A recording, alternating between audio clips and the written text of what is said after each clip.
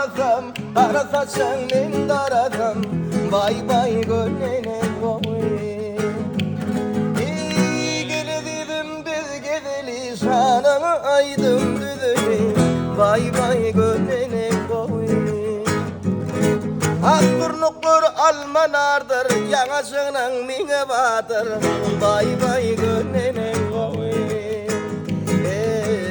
Bay bay gönlüne koyayım. Yarımın yalı gıbadır, üstünün yamana badır.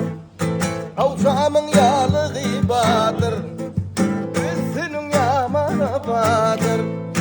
Yarın bir çopanın kıydı, yarın bir garibin kıydı. Hey hey yuvuşura babarım, bak ülküm ayılmanam seninle, ağırdan gelir sallana sallana. Dersleri topladım senin yüzünden herkesi, masaya meze olmuş derslerin sonu. Ağladım şarkıda gülerim neden? Dertli çalar sazım dersli dersli, yanık bir türkü gibiydim başıma geldi. Cancağızıma yerlerim aklıma gelmiş, gidenler kalanları tanımıyor dersin. Bir de utanmadan yüzüme gülüyorsun, sakladım dersleri omzuma gidiyor. Çektiğim sefa değil dersi yol biliyorsun, yüzüme baka baka sevmedim diyorsun. Sevmedim deme bana bana, elde avuçta yok kalpte yaralar. Var hayatım yanımdan, ay ay ay. Sevmedim deme bana bana, elde avuçta yok kalpte yaralar. Var hayatım yanımdan, ay ay ay.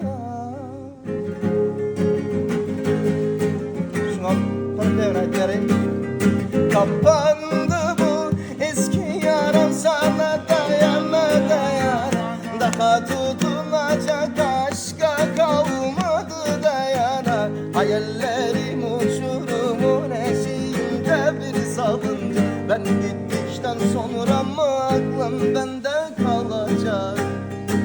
Kapandı bu eski yaram, sana dayana dayana. Daha tutunacak aşka kalmadı dayana. Hayallerim uçurumun eşiğinde bir salınca, ben gittikten sonra mı bende kalacak? Ben gittikten sonra mı aklın bende kalacak?